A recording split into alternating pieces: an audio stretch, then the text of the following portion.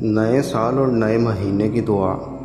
حضرت سیدنا عبداللہ بن حشام رضی اللہ تعالیٰ عنہ فرماتے ہیں، نئے سال یا مہینے کی آمد پر صحابہ کرام علیہم رضوان ایک دوسرے کو یہ دعا سکھاتے تھے۔ آئیے آپ بھی یہ دعا پڑھ لیجئے اور اپنے تمام چاہنے والوں کو اس کو شیئر بھی کیجئے۔ اللہم ادخلہ علینا بالامن والایمان والسلامت والاسلام ورضوان من الرحمن وجوار من الشیطان۔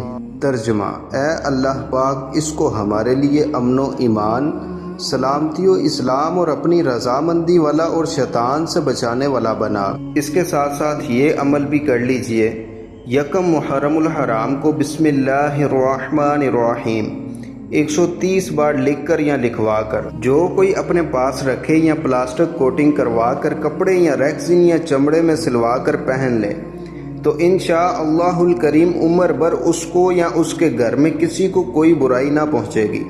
لیکن یاد رہے، یہ جو بسم اللہ الرحمن الرحیم کے اندر گول دائرے ہیں، جیسا کہ بسم اللہ کے میم کے اندر گول دائرہ، ان سارے گول دائروں کو کھلا رکھیں گے۔ دیکھیے، چھوٹا سا عمل ہے اور کتنی بڑی اس کی برکت ہے۔ اس کو لازمی کیجئے اور اس کو اپنے تمام چاہنے والوں کے ساتھ شیئر بھی کیجئے۔